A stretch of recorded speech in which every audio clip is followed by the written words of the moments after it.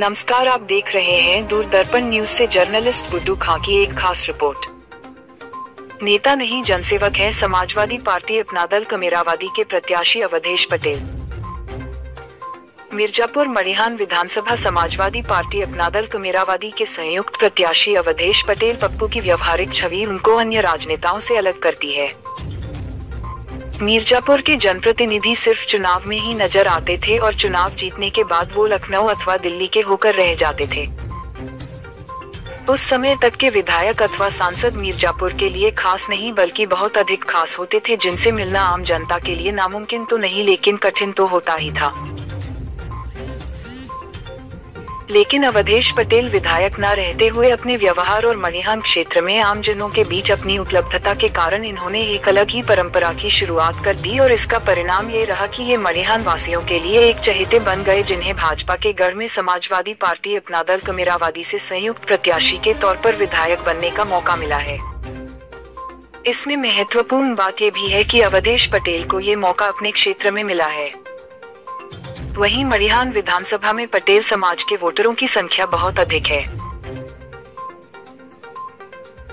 अपने संपर्क कार्यालय के द्वारा हर समय आम जनों के लिए मौजूदगी, लोगों के शिकायतों समस्याओं के समाधान का प्रयास करना, किसी के भी मरनी करनी पर स्वयं पहुंच जाना, शादी ब्याह के आमंत्रण पर आम लोगों के घर पहुंच जाना, व्यवहार देना इत्यादि ऐसे कार्य थे जो अवधेश पटेल मड़िहान की जनता से जोड़ दिया और इसका परिणाम ये रहा कि अवधेश पटेल मड़िहान विधानसभा के लिए एक पर्याय बन गए।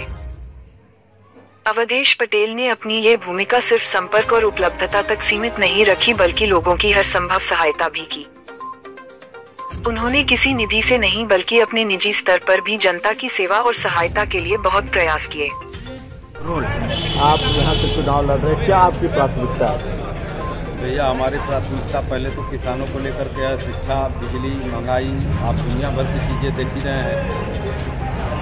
तो आपको जो है पहले आपके प्रतिद्वंदी से आपको क्या क्या वो है कि क्या दिक्कत कर सकते हैं?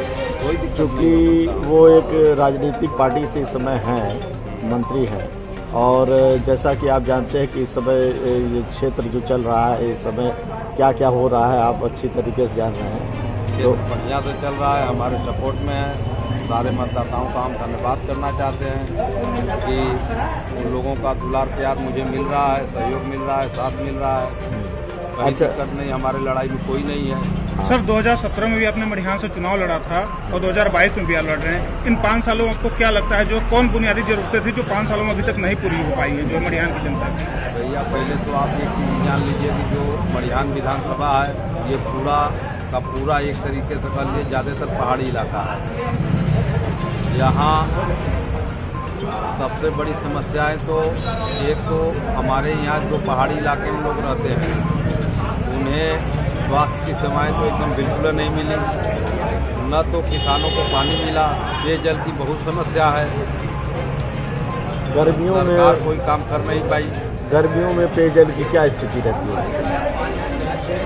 पेयजल जो पहाड़ी जो मैदानी इलाके में है, हमारे विधानसभा का कुछ एरिया थोड़ा सा मैदानी इलाका पड़ता है जहाँ पेयजल की तो पूर्ति हो जाती है, लेकिन जो पहाड़ी इलाके में है वो पेयजल के लिए बहुत परेशान रहते हैं बेचारे।